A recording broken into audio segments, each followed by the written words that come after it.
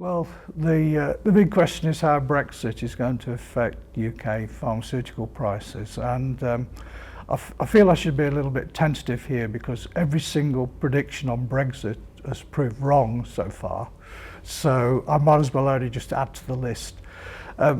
My sense is that Brexit of itself would not necessarily have a big impact on pharmaceutical prices in the UK. I can see, on the grounds that pharmaceutical prices are currently determined very much on the country level anyway. So the fact that the UK has been within the EU, I don't think has necessarily had much of an impact on the prices of the pharmaceuticals it gets.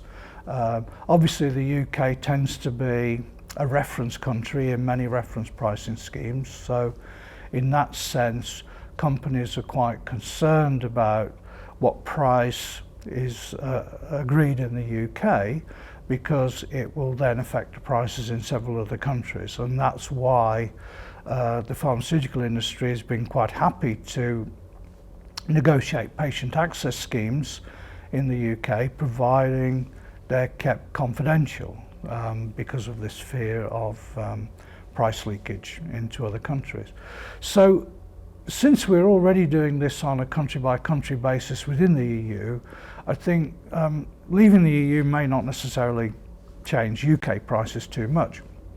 However, I think there's possible indirect impacts of Brexit. One, of course, is, well, what does Brexit do to the UK economy and indeed the economies of the rest of the EU?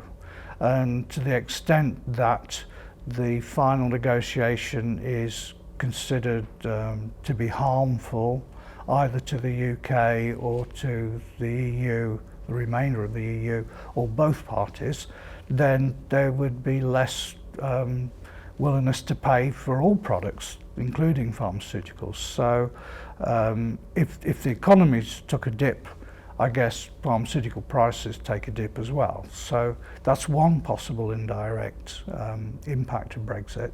I think the other one that I've been thinking about, a little bit more subtle, and that is that currently I think the UK has had somewhat of a position of influence on the development of the use of economic considerations in market access for pharmaceuticals, mainly because of the influence of NICE. But I know that companies are generally a little bit concerned about what happens in the UK, because that might send some messages about market access in other countries.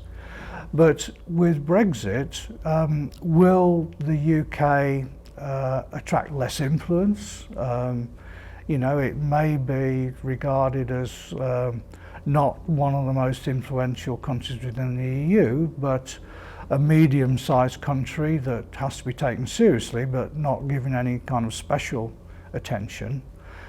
So in that case you might see that the UK receives less attention both from the pharmaceutical industry and less attention from its European partners. So the British way of doing things and what happens in the UK may be considered as less consequential in a general sense for what happens in other countries. So now what would that do to prices? Well, it could put them up or down. I mean, for example, if pharmaceutical companies took less interest in the UK, they may be less concerned about doing a good deal in the UK, and therefore the UK might be left with a more of a take it or leave it deal from most countries, because you know, you'd be losing what, 3% of your market, but no consequences anywhere else. On the other hand, maybe if the UK is under the radar screen, doing a deal in the UK that probably gives you not the greatest possible price, you might be more willing to do that as a company because there are no consequences elsewhere.